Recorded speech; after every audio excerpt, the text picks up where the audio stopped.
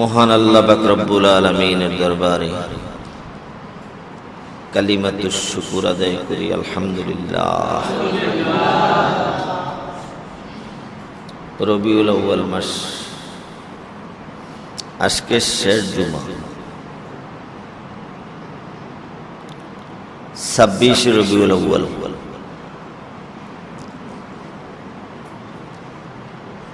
ধারাবাহিকতার সাথে আলোচনা চলতেছিল নবীজি সাল্লাল্লাহু আলাইহি সাল্লামের মিলাদের উপরে। রবিউল আউয়াল মাস নবীজির মিলাদের মাস এবং রবিউল আউয়াল মাস নবীজির সিরতের মাস। রবিউল আউয়াল মাস নবীজি সাল্লাল্লাহু আলাইহি সাল্লামের ওয়াফাতের মাস। এই তিনটা বিষয় যদি সঠিকভাবে বিধর্মীরাও জানে, তাহলে কোনো বিধর্মী আর বিধর্মী থাকবে না, কোনো বিধর্মী আর ব্যঙ্গচিত্র করবে না। সমস্ত বিধর্মীরা কলমাওয়ালা হয়ে যাবে, সকল বিধর্মীরা কলমাওয়ালা হয়ে যাবে। ইমানদার মুসলমানদের মধ্যে কোন রকমের মতানৈক্য থাকবে না, ইখতিলাফ। আজকে মুসলমানদের মধ্যে ইখতিলাফ আছে। ইখতিলাফ হওয়ার পিছনে মূল কারণ হলো যারা ইখতিলাফ করে না বুঝছে, স্বাভাবিক ভাষায় স্বাভাবিকভাবে যে বিষয়ে মানুষ বুঝে না, এই বিষয়ে মানুষ ইখতিলাফ করাটাই যুক্তিসঙ্গত। আজকে যদি সারা পৃথিবীর মুসলমান সঠিক বিষয় বুঝত, তাহলে মুসলমানদের মধ্যে কোনো রকমের মতানৈক্য থাকতো না, ইখতিলাফ থাকতো না। কারণ যারা ইখতিলাফ করে, মতানৈক্য করে, তাদের নবী যিনি, যাদের সাথে মতানৈক্য করে তাদের নবী একজনই। তাহলে ইখতিলাফটা হইল শুধু একমাত্র না বুঝার কারণে। রবিউল আউয়াল মাসকে কেন্দ্র করে নবীজির শানে তিনটা বিষয় উম্মতের সামনে। একটা হলো মিলাদুন নবী, একটা হলো সিরাতুন নবী, আরেকটা হলো ওয়াফাতুন নবী। তিনটা বিষয় নবীজির সাথে বিদ্যমান। মিলাদুন নবী মানে নবীজির জন্ম। নবীজির জন্মকে তো আর অস্বীকার করা যাবে না, ঠিক না বেঠিক? এই জন্য আহলে সুন্নাত ওয়াল জামাত বলেন যে নবীজির জন্মের আলোচনা এটা মুস্তাহাব। আলোচনা শোনাও মুস্তাহাব, আলোচনা করাও মুস্তাহাব। শোনাও সওয়াব, করাও সওয়াব। বরং অভিজ্ঞতার আলোকে আরেকটা বিষয় যেটা আসছে, এটা হলো নবীজি সাল্লাল্লাহু আলাইহি সাল্লামের মিলাদের আলোচনা যদি উম্মত মহব্বতের সাথে করে এবং মহব্বতের সাথে শুনে, তো নবীজির মিলাদের আলোচনাটার বরকতে, শোনার বরকতে আল্লাহ পাক রব্বুল আলামিন নবীজির রহমতের উসিলায় ওই উম্মতকে অনেক রকমের ঝুঁকিপূর্ণ অবস্থার থেকে বাঁচিয়ে দিবেন। অনেক রকমের ঝুঁকিপূর্ণ, যেমন শারীরিক দুর্বলতা থাকলে দুর্বলতার ভিতরে পরিবর্তন আসবে না, মানসিক দুর্বলতা থাকলে মানসিক দুর্বলতার ভিতরে পরিবর্তন আসবে। আসার কারণটা হলো, এটা খুব খেয়াল রাখেন, আমরা এই কথাটা সারা পৃথিবীর সকল মুসলমান একমত, আহলে সুন্নাত ওয়াল জামাতের সকল সদস্যরা। নবীজিকে আল্লাহ পাক রব্বুল আলামিন সারা দুনিয়ার সকল সৃষ্টি জগতের জন্য রহমত স্বরূপ পাঠাইছে। এটা নবীজির দাবি না, এটা আল্লাহর কথা। একটা হলো নবীজি দাবি করছেন, তাহলে আমার আপনার মানতে প্রেম ভালোবাসার ঘাটতি থাকলে একটু কষ্ট হবে। আরেকটা হলো নবীজির দাবি না, যিনি বানাইছেন তিনি ঘোষণা করছেন। বানাইছেন কে? আর একটু জোরে বলেন আল্লাহ। আল্লাহকে যখন বলবেন তখন আল্লাহ হিসেবে বলবেন। পৃথিবীর সকল আওয়াজের চেয়ে আল্লাহ যখন বলবেন আল্লাহর আওয়াজ বড় হইতে হবে, ঠিক না ভাই? ঠিক। আল্লাহ যেহেতু বড়, আল্লাহর আওয়াজটাও বড় হবে। আমরা দেখা যায় ছেলে সন্তান, মা বাবা, শিক্ষক ছাত্র, বন্ধু বান্ধবরা ডাক দিতে ইচ্ছা করলে তখন সকলের উপরে ডাক হয়। মহব্বতের ডাক যখন হয় অনেক সময় চিল্লেও হয়, কিন্তু আল্লাহকে যখন ডাক দিতে যায় তখন লাগে যেমন জবান দিয়ে আসতে চায় না। অথচ আল্লাহ বলেন ওলা জিক্রুল্লাহ, ওলা জিক্রুল্লাহ আকবার, আল্লাহু আকবার, আল্লাহ বড়, আল্লাহর জিকিরও বড়। বলেন সবচেয়ে বড় কেডাই? সবচেয়ে বড় যেহেতু আল্লাহ। আর আল্লাহর উচ্চারণ যখন কোনো প্রয়োজনে দেখা দিবে তখন উচ্চারণটাও সকলের চেয়ে বড় হইতে হবে। এটা আমার কথা না, কোরআন শরীফ খুলেন, আল্লাহ বলেন আল্লাহ জিক্রুল্লাহি আকবার, আল্লাহর জিকির, আল্লাহর স্মরণ সকলের চেয়ে বড় হইতে হবে। তাহলে আল্লাহ পাকের জিকিরের হক আদায় হবে। তো সে আল্লাহ পাক রব্বুল আলামিন সারা দুনিয়াকে সৃষ্টি করেছেন। আল্লাহ ছাড়া যা আছে সকল কিছুর স্রষ্টা একমাত্র আল্লাহ। আল্লাহ ছাড়া যাহা আছে, বলেন আল্লাহ ছাড়া সকল কিছুর সৃষ্টিকর্তা একমাত্র আল্লাহ। আর আল্লাহ হলেন সৃষ্টিকারী। আল্লাহর এক নাম হলো স্রষ্টা, খালেক, এক নাম হলো মালিক, এক নাম হলো আল হাই, এক নাম হলো আল কাইয়ুম। এই জন্য আউলিয়া কাবরে کرام বরপিশা হুজুর রহমতুল্লাহ আলাইহি, ইমাম গাজালি রহমতুল্লাহ আলাইহি বলেন যে আল্লাহ পাক রব্বুল আলামিন দয়া করে যে মানুষের কাছে আল্লাহর ধরা দিয়েছেন,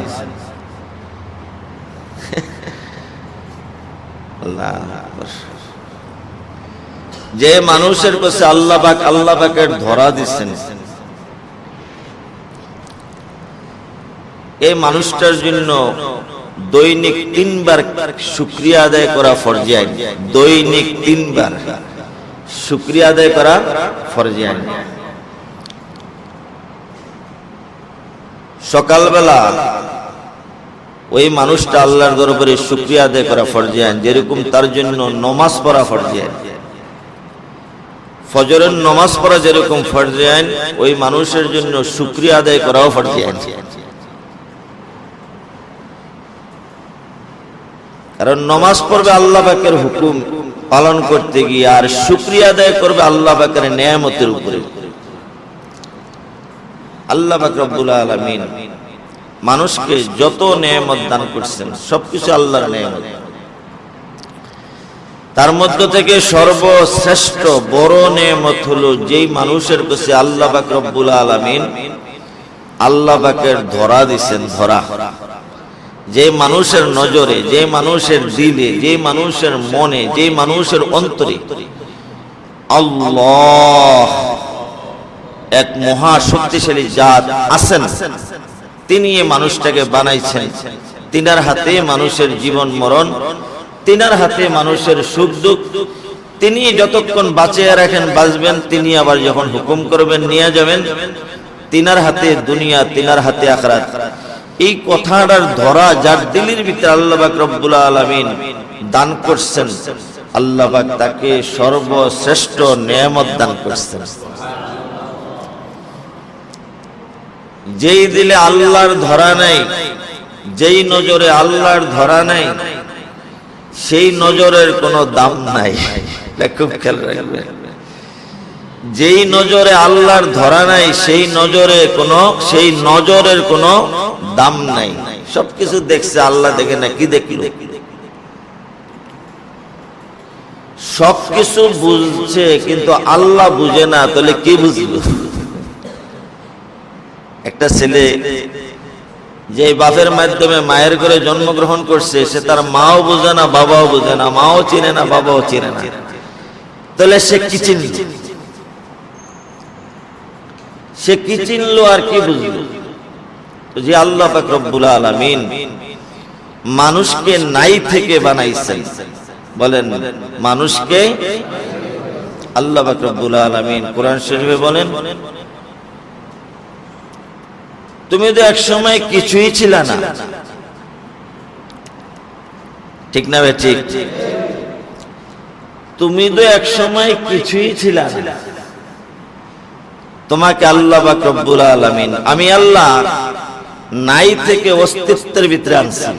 নাই থেকে অস্তিত্বের ভিতরে আনছি। তুমি একদিন কিছুই ছিল না।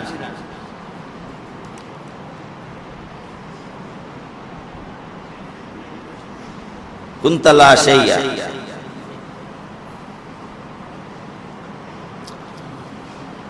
তুমি এক সময় লাশাই ছিলা। লাশাই মানে কিছুই ছিল না। আসলে কি আল্লাহর দাবিটা ঠিক না বেঠি? আমরা কি এক সময় কিছু ছিলাম? আল্লাহ কয় কুনতা লা শাইয়া, তুমি তো এক সময় কিছুই ছিল না।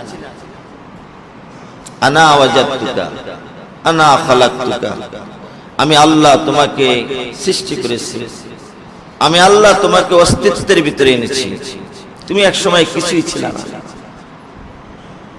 কুনতা সগীরান, যখন তোমার অস্তিত্ব আসছে তুমি এখন ছোট ছিলা, একবারে ছোট। কুনতা যায়ীফা, তুমি একবারে দুর্বল ছিলা, একবারে দুর্বল। মানুষ সৃষ্টির শুরুতে আল্লাহ পাক রব্বুল আলামিন যেই দুর্বলতার মাধ্যমে মানুষকে দুনিয়াতে পাঠাইছেন, যদি সেই মানুষটাকে আল্লাহ পাক রব্বুল আলামিন মৃত্যুর দুয়ার পর্যন্ত বেঁচে থাকার সুযোগ দেন, এই মানুষটা যদি নাকি ঈমানদার না হয়, তার ভিতরে যদি আল্লাহ পাকের পরিচিতি না আসে, সে যদি আল্লাহকে বুঝতে না পারে, আল্লাহ বলেন যে সৃষ্টির শুরুতে যেরকম তুমি একটা দুর্বল সৃষ্টি ছিলা, সৃষ্টির শুরুতে, যেমন আপনি আমি যখন যেদিন জন্ম হয়েছে এদিন কি শক্তিশালী ছিলাম না দুর্বল ছিলাম? আরো জোরে বলেন। শক্তিশালী ছিল। ওই দিনও নবীজি মুহাম্মদ রাসূলুল্লাহ সাল্লাল্লাহু আলাইহি ওয়াসাল্লাম নবীজি জন্মের পরে শক্তিশালী ছিলেন। জন্মের বিছানাতে আল্লাহ পাক রব্বুল আলামিন নবীজিকে শক্তিশালী করেই সৃষ্টি করেছেন। সাইয়্যিদনা আদম আলাইহিস সালাতু ওয়াস সালাম সহকারী, সাত আসমান সাত জমিন, সমস্ত ফেরেশতা কুল, আল্লাহ পাকের আরশ, কুরসি, লৌহ কলম, চন্দ্র সূর্য নক্ষত্র আমাদের দেখায় অথবা আমাদের বুঝায়, আমাদের মেমোরি বা কম্পিউটারের মাধ্যমে যাহা কিছু কব্জ করেছেন, আল্লাহ বলেন যে এই সকল সৃষ্টির ৬০,০০০ বছর আগে আমি আল্লাহ পাক রব্বুল আলামিন আমার নবীজির নূরে নবুয়তকে সৃষ্টি করেছি। জিব্রাইল সৃষ্টি করেছেন নবীজি সাল্লাল্লাহু আলাইহি সাল্লামের বরকতে। বলেন, জিব্রাইল সৃষ্টি করেছেন নবীজি সাল্লাল্লাহু আলাইহি সাল্লামের বরকতে। বরং আল্লাহ পাক রব্বুল আলামিন বলেন যে আমি যে আরশে বসি, পাকানা আরশুহু আলাল মা, আল্লাহ বলেন আমার আরশ হলো পানির উপরে। সে আরশ এবং আরশটা যেই জায়গায় বিদ্যমান, সাত সমুদ্র সহকারে, সাত আসমান সাত জমিন সাত সমুদ্র, আমার আরশ, আমার লৌহ, আমার কলম, এই সব কিছু সৃষ্টি হয়েছে নবীজি মুহাম্মদ রাসূলুল্লাহ সাল্লাল্লাহু আলাইহি সাল্লামের সৃষ্টির বরকতে। বুঝা থাকলে বলেন তো, ফ্রান্সের যেই অবুঝ মানুষটা, এর কি নাম না? ম্যাক্রো। এও তো সৃষ্টি হয়েছে নবীজির বরকতে, ঠিক না ঠিক? এর যারা অনুসারী তারাও সৃষ্টি হয়েছে নবীজির বরকতে। আমাদের দেশে হিন্দু বৌদ্ধ খ্রিস্টান যে সংগঠন আজকে না বুঝা মুসলমানের বিরুদ্ধে আন্দোলন চালায়, সেই সংগঠনের সকল সদস্যগুলো সৃষ্টি হয়েছে আমাদের নবীজি মুহাম্মদ রাসূলুল্লাহ সাল্লাল্লাহু আলাইহি সাল্লামের বরকতে। যে কথাটা বলছিলাম, যদি নবীজির মিলাদ সম্পর্কে জানা থাকতো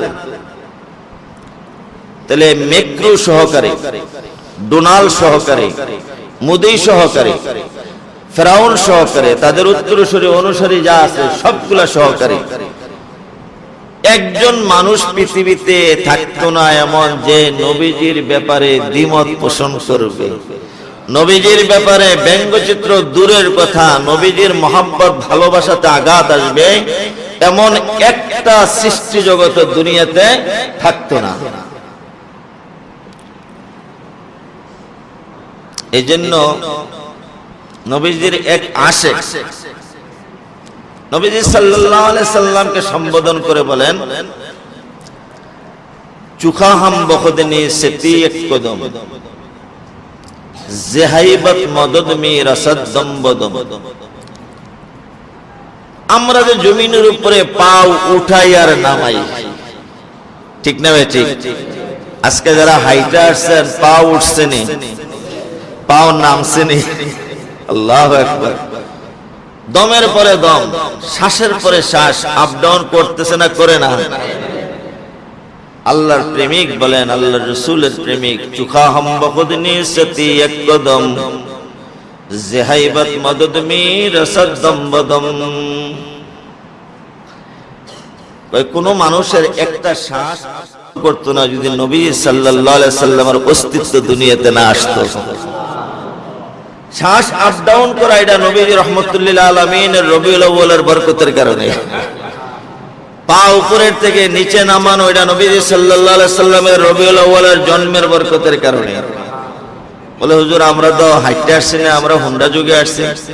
হুন্ডা তো পাও মারতে হয়েছে, না মারণ লাগছে না? হুন্ডার থেকে নামার পরে হুন্ডাতে উঠার আগেও পেলাম পাও চালাইতে হয়েছে। বলেন যে যাহা কিছু করা হয়েছে সব নবীজি সাল্লাল্লাহু আলাইহি সাল্লাম রাহমাতুল্লিল আলামিনের রবিউল আউয়াল মাসের জন্মের বরকতে হয়েছে।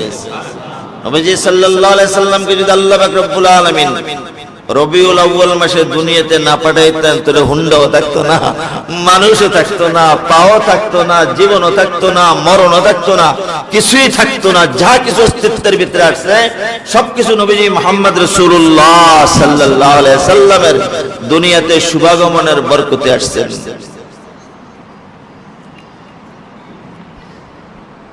নবীজি সাল্লাল্লাহু আলাইহি ওয়াসাল্লাম দুনিয়াতে যেই দিনে আসছেন এই দিনের নাম হইল ইয়াউমুল মিলাদ, মিলাদের দিন। বলেন এই দিনের নাম হইল ইয়াউমুল মিলাদ।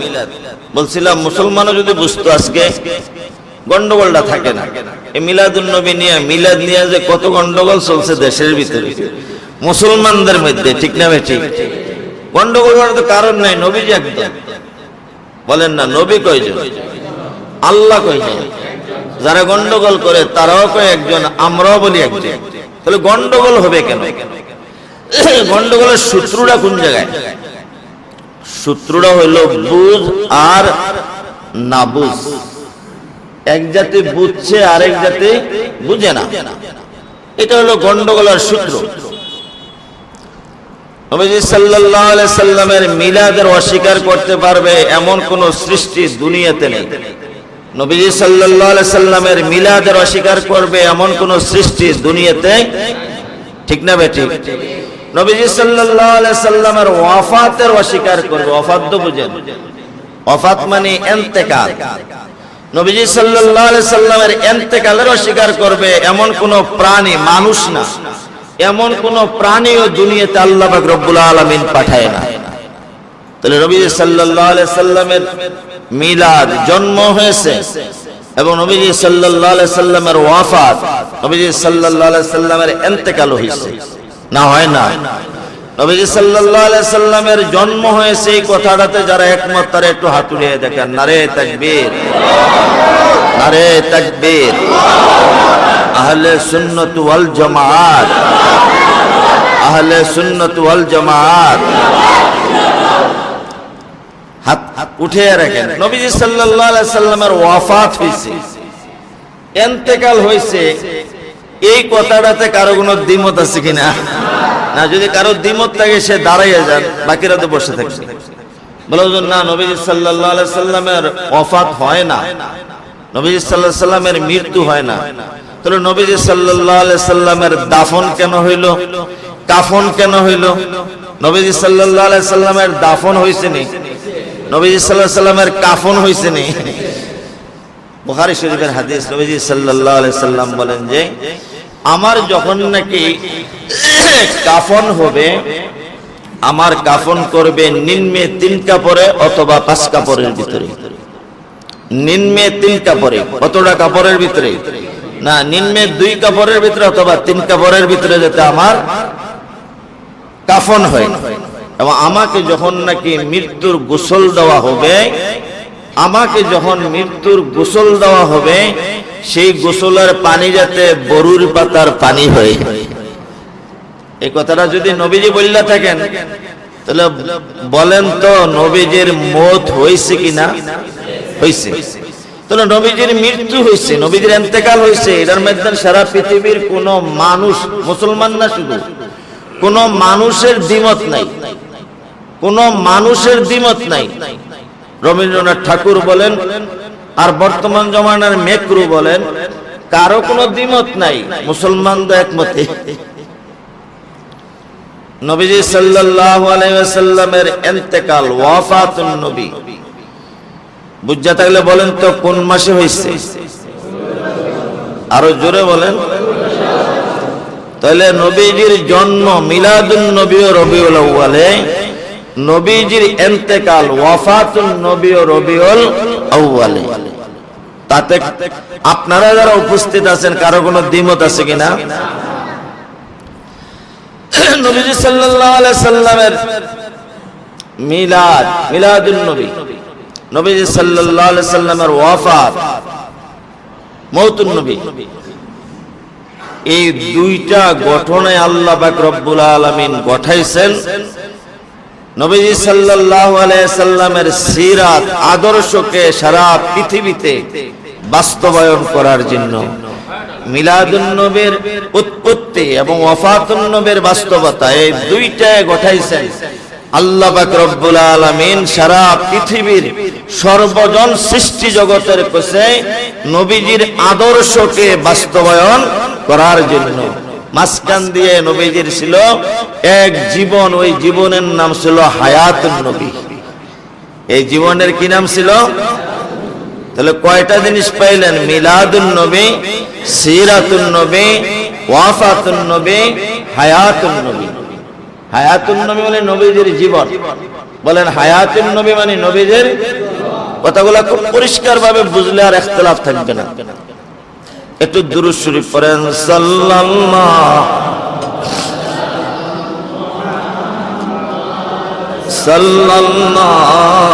আলাইহি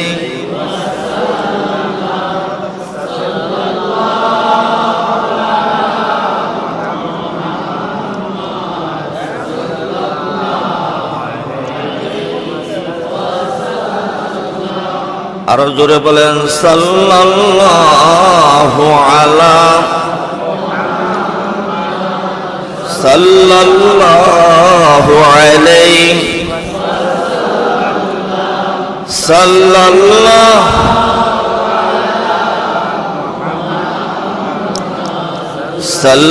সাল্লাল্লাহু আলাইহি।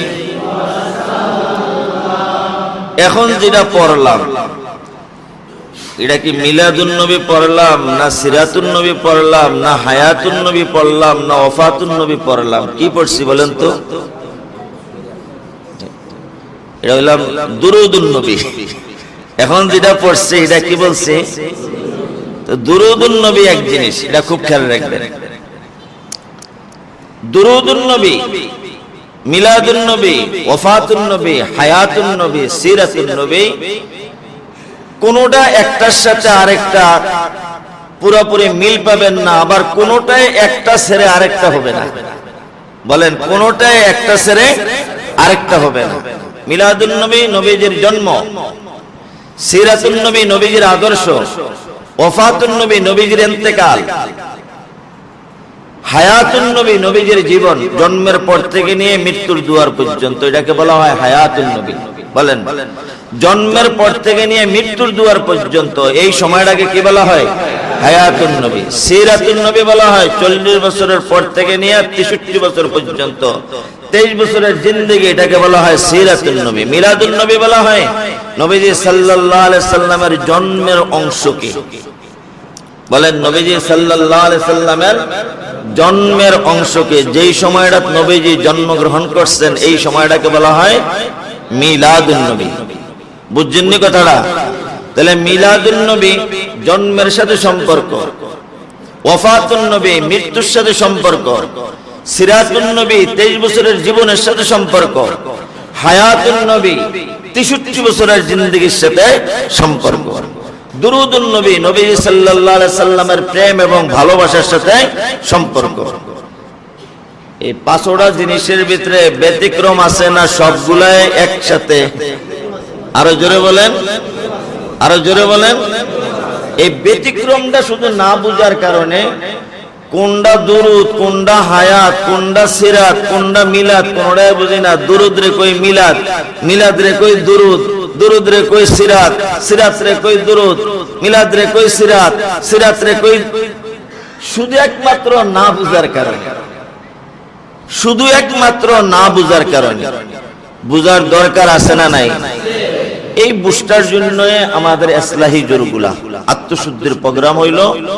যেই জিনিসগুলো আমাদের বুঝে আসে না এগুলা যাতে সঠিকভাবে বুঝে আমরা আল্লাহ পর্যন্ত বুঝতে পারি।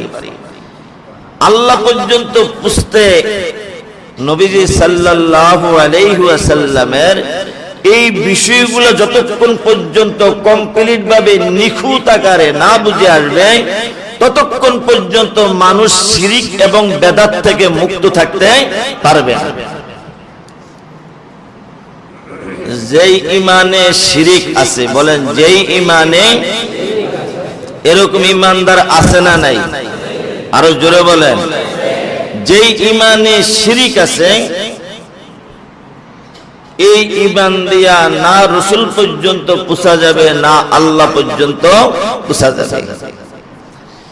যেই আমলে বেদাত আছে, বলেন যেই আমলে বেদাত আছে এই আমল দিয়া না আল্লাহ পাওয়া যাবে, না জান্নাত পাওয়া যাবে, না দুনিয়ার শান্তি পাওয়া যাবে, না আখিরাতের শান্তি পাওয়া যাবে। কোরআন শরীফের পরিষ্কার ঘোষণা, আল্লাহ বলছেন যেই মানুষের ঈমান অশুদ্ধ,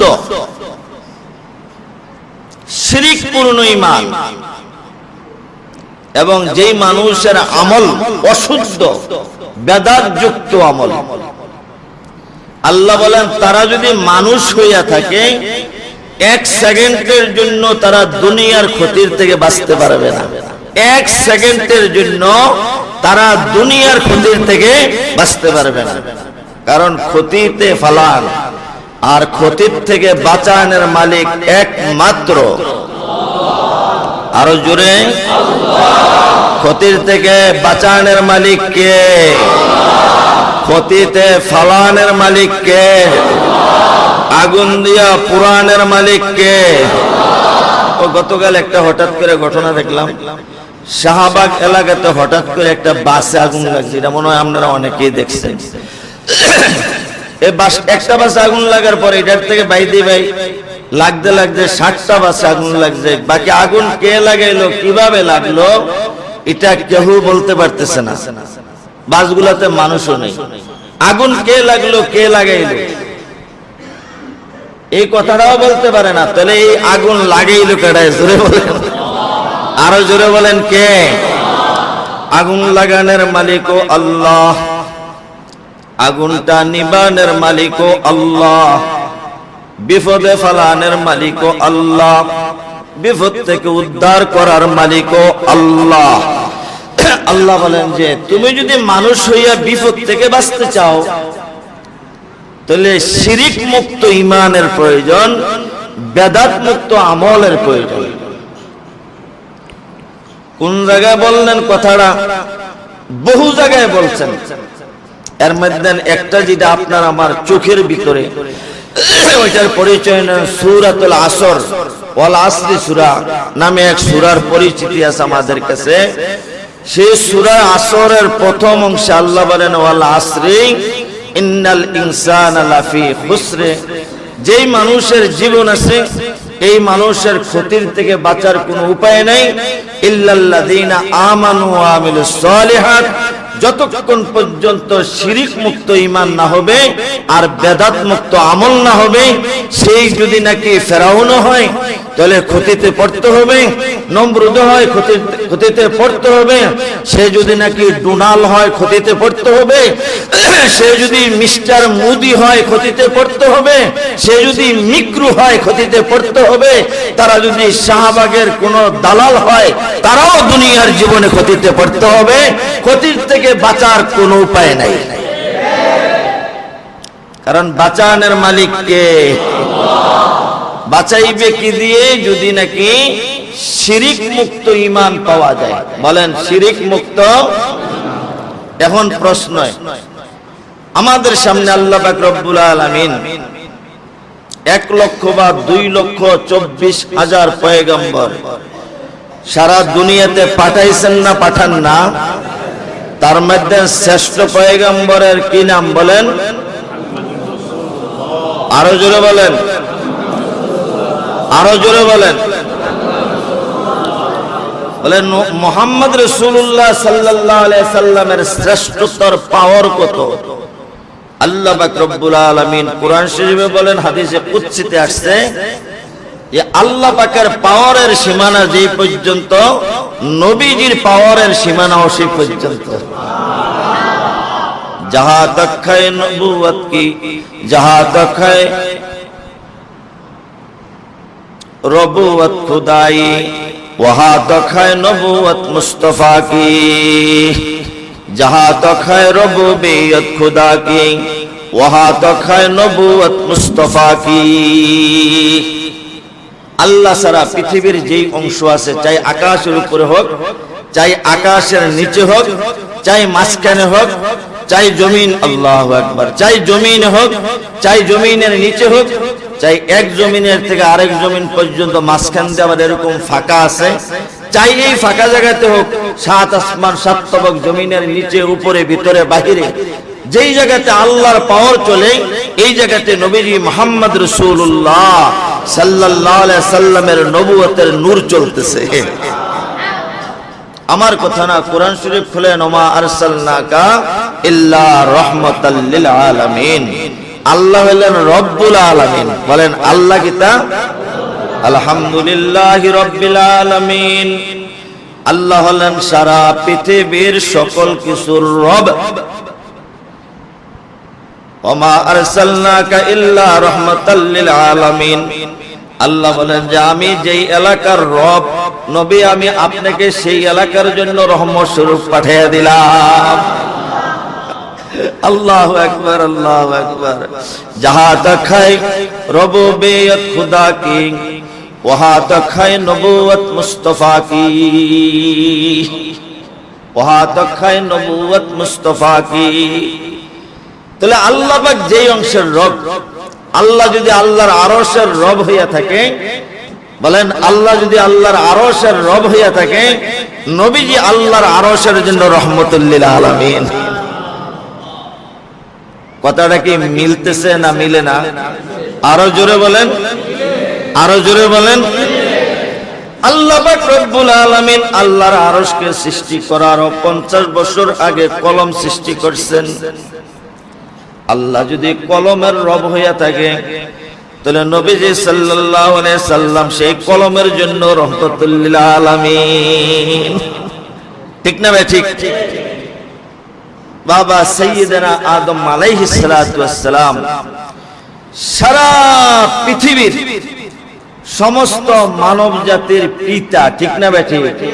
কেডা? আল্লাহ যদি আদম বা আদম সন্তানের জন্য রব হইয়া থাকে, তাহলে নবীজি সাল্লাল্লাহু আলাইহি সাল্লাম আদম সন্তানের জন্য রহমাতাল লিল আলামিন। আল্লাহ যদি জান্নাতের রব হইয়া থাকে তাহলে নবীজি জান্নাতের জন্য রহমত স্বরূপ। আল্লাহ যদি জাহান্নামের জন্য রব হইয়া থাকে তাহলে নবীজি সাল্লাল্লাহু আলাইহি সাল্লাম জাহান্নামের জন্য রহমাতাল লিল আলামিন। আল্লাহ যদি সাগরের রব হইয়া থাকে নবীজি সাগরের জন্য রহমাতুল লিল আলামিন। আল্লাহ যদি চন্দ্র সূর্যের রব হইয়া থাকে নবীজি সাল্লাল্লাহু আলাইহি সাল্লাম চন্দ্র সূর্যের জন্য রহমাতুল লিল আলামিন।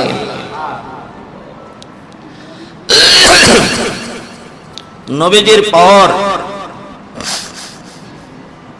মানুষের দেহ বডির পাওয়ার যদি আল্লাহর পক্ষ থেকে দয়া হয় তাহলে ধীরে ধীরে আসে। বলেন কি আসে? ধীরে ধীরে। জন্মের সময় মানুষ সবল না দুর্বল? আরো জোরে বলেন। নবীজি সাল্লাল্লাহু আলাইহি সাল্লাম জন্মের সময় সবল ছিলেন। কেমন সবল ছিলেন? নবীজির আম্মাজান থেকে বর্ণিত মা আমেনা বলেন যে আমার রেহেম থেকে যখন নবীজি মুহাম্মদ রাসূলুল্লাহ সাল্লাল্লাহু আলাইহি ওয়াসাল্লাম কে আল্লাহ পাক রব্বুল আলামিন রবিউল আউয়াল মাসের 12 তারিখ সোমবার দিন সকালবেলা সুবহে সাদেকের সময় আমার গর্ভের থেকে যখন নবীজিকে বের করেছেন আমি বিন্দু পরিমাণ টের পাই না নবীজি কখন বাইরে হয়েছে। অন্যান্য মাদের তো সিজার লাগে, ঠিক না ভাই? ঠিক। এবং এর আগে দিয়ে কত তেল ভরা আর পানি ভরার প্রয়োজন হয়, ব্যথা যে ওঠে। কিন্তু নবীজি সাল্লাল্লাহু আলাইহি সাল্লাম যেহেতু রহমাতুল লিল আলামিন, এই জন্য নবীজি যখন মায়ের পেটে ছিলেন নবীজির মার জন্য রহমত ছিলেন। বলেন সুবহানাল্লাহ। নবীজির মা আমেনা, নবীজির মার কি নাম বলেন? যেহেতু রবিউল আউয়াল মাস আজকে শেষ জুমা, ধারাবাহিকতার আলোচনার অংশ হিসেবে আলোচনা। আমেনা বলেন যে আমি যখন টের পাইলাম না আমার ঘর থেকে বাচ্চা যখন বাইর হয়ে গেল, আমি যখন তাকে জন্মের হাত থেকে তাকে জন্মের বিছানায় রাখি, মুহূর্তের ভিতরে আল্লাহর হুকুমে সে সিজদার ভিতরে পড়ে যায়। তাহলে দুনিয়াতে আর কোন সন্তান আসেনি জন্মের পরে সিজদা করে? তাহলে নবীজি সাল্লাল্লাহু আলাইহি সাল্লাম যে সিজদার উপযোগী হইলেন সবল হওয়ার কারণে না দুর্বল হওয়ার কারণে? আরো জোরে বলেন না। নবীজিকে জিজ্ঞাসা করা হলো, চাচা আবু তালেব 44 বছর 6 মাস 10 দিন লালন পালন করার পরে তোমার মা বলছে তুমি যখন জন্মগ্রহণ করছো তখন তোমার মা নাকি জন্মের যে একটা ব্যথা, জন্মের যে একটা বুঝ, এটা নাকি তোমার মা বুঝতে পারে না। হঠাৎ করে তুমি সকালবেলায় আল্লাহর জমিনে চলে আসছো, তাহলে তুমি ব্যথা মুক্ত হইলা কিভাবে? তো আল্লাহ পাক রব্বুল আলামিন নবীজিকে প্রশ্নের উত্তরে জানাই দিলেন, খালাকাহু ফাকদ্দারাহু সুম্মাস সাবিলা ইয়াসসারা, খালাকাহু ফাকদ্দারাহু সুম্মাস সাবিলা ইয়াসসারা। নবী আপনি সারা পৃথিবীকে সমস্ত মা জাতিকে বুঝিয়ে দেন, প্রত্যেকটা মায়ের পেটের ভিতরে যেই বাচ্চা, এটা তো নিজে নিজে আকৃতি গঠন নেয় না, সৃষ্টি হয় নাই। আমি আল্লাহ পাক রব্বুল আলামিন প্রত্যেকটা মায়ের গর্ভের ভিতরে তার বাচ্চাটাকে আমার কুদরতি হাতে আমি বানাইয়া দিই। খালাকাহু ফাকদ্দারা, যেভাবে বানানোর প্রয়োজন সেভাবে বানাই। আপনাকেও আপনাকে যেভাবে বানানোর দরকার ছিল, আপনি যেইভাবে হইতে চাইছেন আপনাকেও সেইভাবে আমি আল্লাহ বানাইয়া দিছি। বাকি প্রত্যেকটা নবজাত সন্তানকে মায়ের গর্ভে যখন আল্লাহ পাক রব্বুল আলামিন বানায়, ওই সময় যেই মা আল্লাহর দিকে মুতাওয়াজ্জু হইয়া যায়, যেই বাবা আল্লাহর দিকে মুতাওয়াজ্জু হইয়া যায়, ওই মায়ের গর্ভের থেকে বাচ্চাটাকে দুনিয়াতে পাঠানোর জন্য, যাতে মা কোনো কষ্ট না পায়, মা যাতে কোনো রকমের ব্যথা অনুভব না করে, মার যাতে সিজারে যাইতে না হয়, মার যাতে হাসপাতালে যাইতে না হয়। আল্লাহ বলেন যে আপনি আপনার উম্মতকে বইলা দিবেন, ওই অবস্থা ওই রাস্তা প্রশস্ত করে রাখার জন্য আমি আল্লাহ 6 জন ফেরেশতা নিয়োগ করে রাখি। নবীজি যেহেতু রহমতুল লিল আলামিন, নবীজির মার যেই রাস্তা দিয়া বাহির হইছেন ওই রাস্তার জন্য তো নবীজি রহমতুল লিল আলামিন, ঠিক না ভাই? ঠিক। নবীজি ওই রাস্তাটার জন্য রহমতুল লিল আলামিন। নবীজি সাল্লাল্লাহু আলাইহি ওয়াসাল্লাম জন্মের পরে মা আমেনা বলেন যে নবীজির সামনে আকাশের চাঁদ, 14 তারিখের চাঁদ নবীজির চেহারার উপরে চলে আসছে। 14 তারিখের চাঁদ নবীজির চেহারার উপরে চলে আসছে। আসার পরে চাঁদ আইসা এভাবে হেলতেছে এবং ঢুলতেছে, এভাবে হেলতেছে এবং ঢুলতেছে, এভাবে হেলতেছে এবং ঢুলতেছে। নবীজির মা যাতে বাচ্চায় কানলে কষ্ট না পায়, এই জন্য নবীজিকে কান্নার থেকে বিরত রাখার জন্য আল্লাহ পাক রব্বুল আলামিন নবীজির চেহারার উপরে 14 তারিখের ফুটন্ত চাঁদ নামায়া নবীজির সাথে খেলার একটা পাত্র বানাইয়া দিয়েছেন। আচ্ছা, সেই নবীজি জন্মের সময় মা কষ্ট পাবে? কষ্ট পাবে না, কারণ নবীজি চাঁদের জন্য রহমত, মায়ের জন্য রহমত। যেই রাস্তা দিয়ে বের হইতেছে ওই রাস্তার জন্য রহমত। আল্লাহ বলেন সুম্মাস সাবিলা ইয়াসসারা, সুম্মাস সাবিলা ইয়াসসারা। আমি আল্লাহ ফেরেশতাদের মাধ্যমে যেই মানুষগুলা শিরিক মুক্ত ঈমানের সাথে থাকে, বেদাত মুক্ত আমলের সাথে থাকে, সেই মায়ের গর্ভের থেকে বাচ্চাকে সহসায় পাঠাইয়া দেয়, সহসায় পাঠাইয়া দেয়। সেই মা তখন তার বাচ্চার প্রসবের কষ্টের অনুভব করতে পারে না। আল্লাহ বলেন যে যদি নাকি ঈমানটা শিরিক মুক্ত না হয়, ঈমানটা যদি শিরিক মুক্ত না হয়, আমলটা যদি বেদাত মুক্ত না হয়, আল্লাহ বলেন ইন্নাল ইনসানা লাফি খুসরে। তুমি যদি ফেরাউন হয়ে থাকো তারপরও তুমি কষ্ট অনুভব করতে হবে। তুমি যদি ফেরাউনের স্ত্রী হয়ে থাকো তারপরও তুমি কষ্টের অনুভব করতে হবে। তুমি যদি রবীন্দ্রনাথ ঠাকুর হয়ে থাকো তারপরও কষ্টের অনুভব করতে হবে। তার স্ত্রীও যদি হয়ে থাকো তারপরও কষ্টের অনুভব করতে হবে। তুমি যদি মেকরু হয়ে থাকো তারপরও কষ্টের অনুভব করতে হবে। তুমি যদি মেকরুর স্ত্রী হয়ে থাকো তারপরও কষ্টের অনুভব করতে হবে। তুমি যদি মুদি হয়ে থাকো কষ্টের অনুভব করতে হবে। তুমি যদি মুদির স্ত্রী হয়ে থাকো তারপরও কষ্টের অনুভব করতে হবে। খোদার কসম, আমার কথা না, কোরআন শরীফ খুলেন। আল্লাহ বলেন যে ওয়াল আসরি ইন্নাল ইনসানা লাফি খুসরে ইল্লাল্লাযীনা আমানু। যদি শিরিক মুক্ত ঈমান না হয়, বেদাত মুক্ত যদি আমল না হয়, সে যে হোক না কেন দুনিয়ার জীবনে ক্ষতিগ্রস্ত হবে, আখিরাতের জীবনও ক্ষতিগ্রস্ত হবে। আল্লাহ কি কয় শুনেন। আল্লাহ তো আলহামদুলিল্লাহ প্রায় সকলেই বিশ্বাস করে, ঠিক না বেটি? আমাদের দেশে যারা বিভিন্ন পূজা করে তারাও বললাম আল্লাহ বিশ্বাস করে। কি আল্লাহ বিশ্বাস করে, বাকি মূর্তি দিয়ে শিরিক করে। মূর্তি দিয়ে কি করে? শিরিক করে। এটা সরাসরি আমি তাদের সাথে কথা বলছি যে হুজুর আমলেদের আল্লাহ আর আমাদের আল্লাহ একজনই, বাকি আমরা আল্লাহকে ধরা অত্যন্ত কঠিন মনে করে দেখে এটারে ধরার জন্য ছোট ছোট মূর্তি বানাইয়া এই মূর্তি দিয়ে আমরা আল্লাহ মনে করি, ইবাদতটা করি, ইবাদতের ইসপিয়া জাগার জন্য। এতে কি আল্লাহ খুশি না বেজার? আরো জোরে বলেন, আরো জোরে বলেন। আল্লাহ বলেন ইন্নাল্লাযীনা ইউযুনাল্লাহা ওয়া রাসূলাহ। নিশ্চয় ওই সমস্ত মানুষ, যেই মানুষগুলা আল্লাহকে কষ্ট দেয়, এমন মানুষ আছে না নাই? আরো জোরে বলেন। এমন মানুষ জমিনে আছে না নাই যারা আল্লাহকে কষ্ট দেয়? আছে, ঠিক না ভাই? ঠিক। তাদের মধ্যে আফার ক্লাসের মানুষ হলো সবগুলা বেঈমান। বেঈমানদের উপর আল্লাহ পাক সব সময় কষ্ট পায়।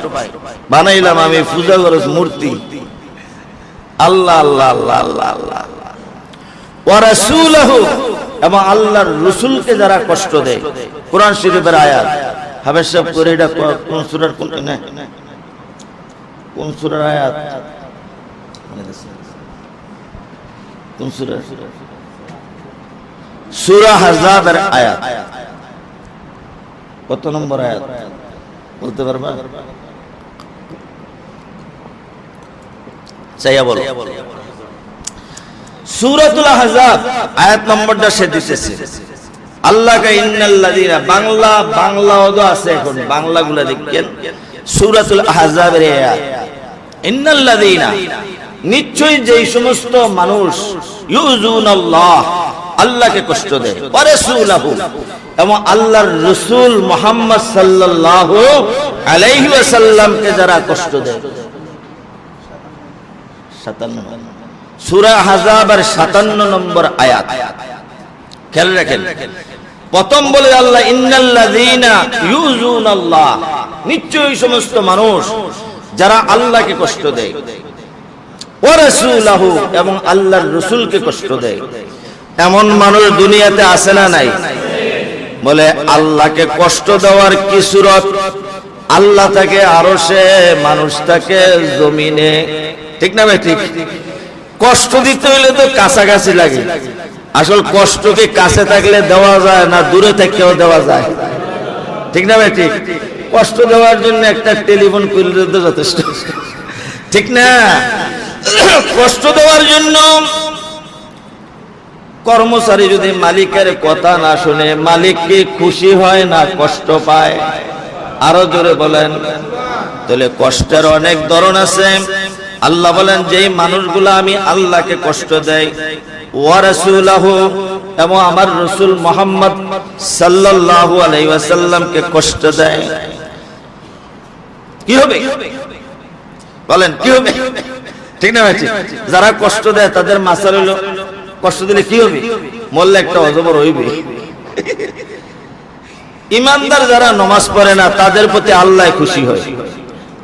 আর বলেন না, সত্যটা বলেন, ইমানদার যারা নামাজ পড়ে না তাদের প্রতি আল্লাহ খুশি হয়।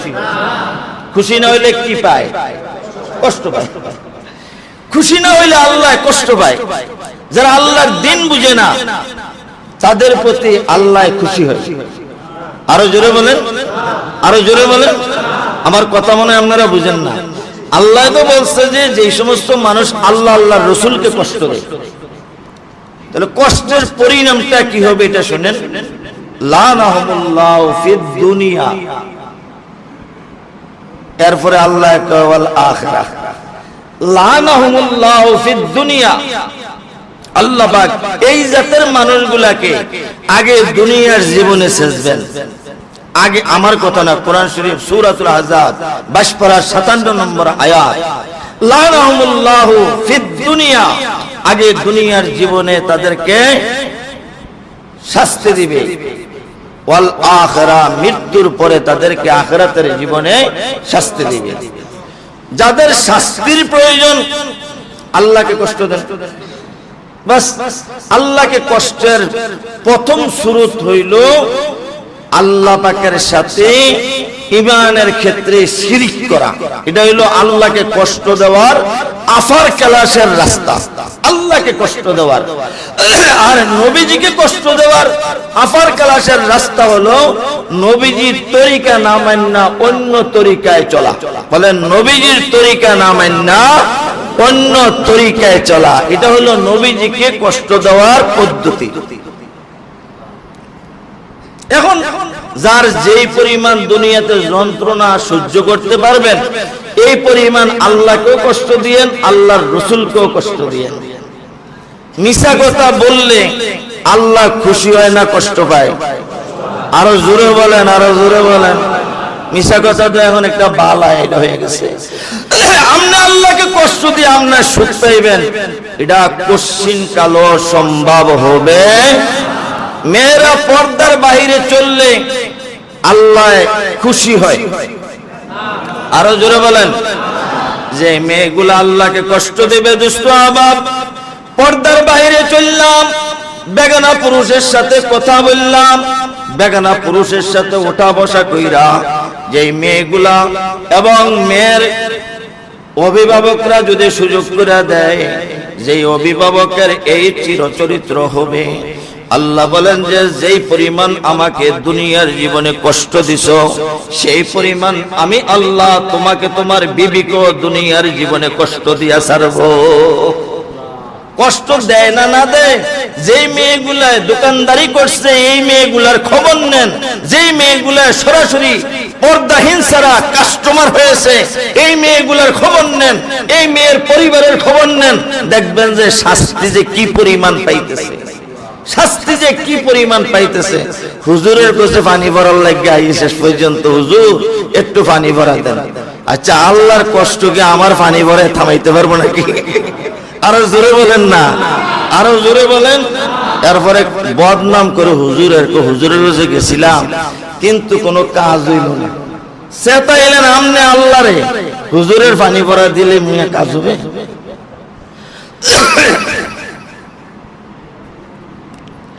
খোদার কসম খেয়ে বলতেছি, আল্লাহর কথা বলতেছি, নিজের থেকে বানানো সাজানো এক কথাও না, এক কথাও না। ইন্নাল্লাযীনা ইয়াযুনাল্লাহা ওয়া রাসূলাহু লানাহুমুল্লাহু ফিদ দুনিয়া ওয়াল আখিরাহ। কোরআন শরীফের কোন সূরা থেকে বললাম এটা? আরো জোরে বলেন, কত নম্বর আয়াত? সায়ানিয়ান বাংলা কোরআন শরীফ থেকে। ওয়াদালাহুম আযাবাম মুহিনা। এই মুসলমান, উষ্টা গায়া নখ কেন উল্টাইলেন? কারণ তালাশ করলেন না একদিনও?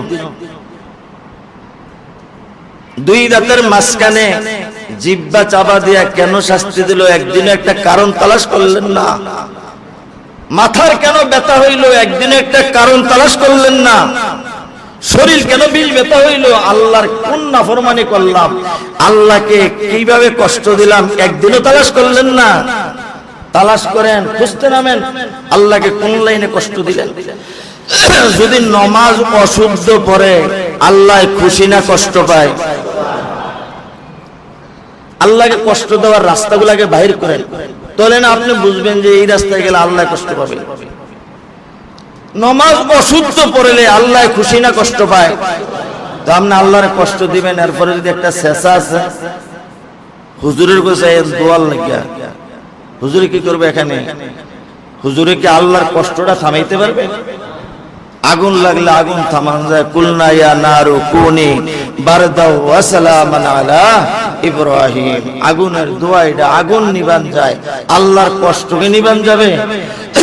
আল্লাহর কষ্ট নিবানের আবার শুরু হলো বেশি বেশি করে আল্লাহর দরবারে ইস্তিগফার পড়া। আস্তাগফিরুল্লাহ, আস্তাগফিরুল্লাহ, আস্তাগফিরুল্লাহ। আল্লাহ, আমার বিবিটা সারা জিন্দগি অন্যায়টা করার কারণে এই রোগটা দিয়ে এখন তাকে কষ্ট দিতেছেন। আল্লাহ, আমিও মাফ চাই, বিবিও মাফ চাইবে। আমিও মাফ চাই, যেই সন্তানকে লালন পালন করছে এই অবৈধ লাইনে আপনাকে কষ্ট দিয়া এই সন্তানরাও মাফ চাইবে। মাফ চাইতে চাইতে মাফের এক ফোঁটা পানি যদি চোখ দিয়ে বাহির করা যায়, দেখবেন যে আপনার বিবির ওই কষ্টটা আল্লাহ থামাইয়া দিবে। পরীক্ষিত আমল, গল্প না, গল্প না, এগুলা পরীক্ষিত আমল। আর হুজুরের কাছে তো আসেন এই কারণে, বুঝতে পারি না হুজুর কি জানি হয়ে গেছে। দোস্ত, আল্লাহকে চেতাবো না, পারবো তো ইনশাআল্লাহ? আল্লাহকে চেতাবো না, পারবো তো ইনশাআল্লাহ? আল্লাহকে চেতানোর প্রধান পথ হলো শিরিক যুক্ত ঈমান, দ্বিতীয় নম্বর হলো বেদাত যুক্ত আমল, বেদাত যুক্ত আমল, তৃতীয় নম্বর হলো আল্লাহর যে হুকুম ছিল নামাজ কায়েম করা। যদি পরিবারের ভিতরে নামাজ কায়েম না হয়, 5 জন সদস্য 3 জন নামাজি 2 জন বেনামাজি, আল্লাহ খুশি না কষ্ট পায়? আরো জোরে বলেন, আরো জোরে বলেন। বউরে নায়নাত করে একটা টিভি কিনা দিয়া রাখছেন, কোরআন শরীফ কিনা দিলেন না, কোরআন শরীফ পড়ে না, টিভির সামনে বইয়া বইয়া গান বাদ্য শুনে, আল্লাহ খুব খুশি না কষ্ট পায়? তাহলে আপনি আল্লাহ আপনাকে কেমনে ছাড়বে বলেন না? ছাড়ার কি পথ আছে আপনাকে কষ্ট না দিয়া? আপনি আল্লাহকে কষ্ট দিবেন মিয়া? দুনিয়ার জমিনও যদি কেউ আপনার একটা জোরে ঘুষা দেয়, আপনার যদি হাতটা মোটামুটি সুস্থতে আঙ্গুলটা ঠিকতে গুছা না দিলে তো আঙ্গুল দিলে একটা তারে গুতা দিবেন, ঠিক না ভাই? ঠিক। যদি কেউ জিজ্ঞাসা করে তুই তারে গুতাটা দিলে কি লেগে তে আমার গুছে দিছে, আপনি আল্লাহ আল্লাহর রসুলকে কষ্ট দিবেন, আল্লাহ আল্লাহর রসুল আপনাকে ছেড়ে দিবে, এটার কোনো যুক্তি নাই, এটা কোনো আল্লাহর জন্য অন্যায় হবে না। এই জন্য দুষ্ট হাবাব অনুনয় বিনয় করব, হাতে পায়ে ধরব, আল্লাহ আল্লাহর রসুলকে কষ্ট দিব না ইনশাআল্লাহ। নমাজ পড়বো না ছাড়বো, পর্দা করাইব না বাহিরে ছেড়ে দিব, ইচ্ছা আপনার। হুজুর কি পাহাড়ে দিবেন লাঠি লিয়ে রাস্তা দেখবেন? বাকি আপনার ছেলেকে যদি আপনি নমাজি না বানান, 100% শিওর থাকেন এই ছেলে দিয়ে আল্লাহ আপনাকে আবার কষ্ট দিবে, ছেলেটা দিয়ে কষ্ট দিবে। যদি মেয়েটাকে আপনি পর্দার ভিতরে না রাখতে পারেন, এই মেয়ে দিয়ে আল্লাহ আপনাকে কষ্ট দিবে, ঠিক না ভাই? ঠিক। যদি সুদ ঘুষ খান, এ থেকে আল্লাহ খুশি না বেজার? এই সুদের টিয়া নিয়েও আরো কিছু আংশিক নিয়ে দেখবেন যে সুদের টিয়া তো কষ্ট দিয়ে নিবে, এরপরও আরো কিছু নিবে, আরো কিছু নিবে। হঠাৎ করে দেখবেন যে এমন ধরা ধরছে আপনাকে আর সারাসারি নেই। যদি নাকি আপনি আল্লাহকে খুশি করতে না পারেন, আল্লাহকে যদি আপনি খুশি করতে না পারেন, আসল কথাগুলা কি বাস্তব না অবাস্তব? বাস্তব হইলে এখন থেকে আমরা সকলে সর্বপ্রথম নিজেরে বাঁচানোর চেষ্টা করব ইনশাআল্লাহ। আল্লাহ পাক রব্বুল আলামিন আমাদের সকলকে কথাগুলোকে বুঝে আমল করার তৌফিক দান করুক, বলেন আমিন। সুবহানাকাল্লাহুম্মা বিহামদিক আশহাদু আল্লা ইলাহা ইল্লা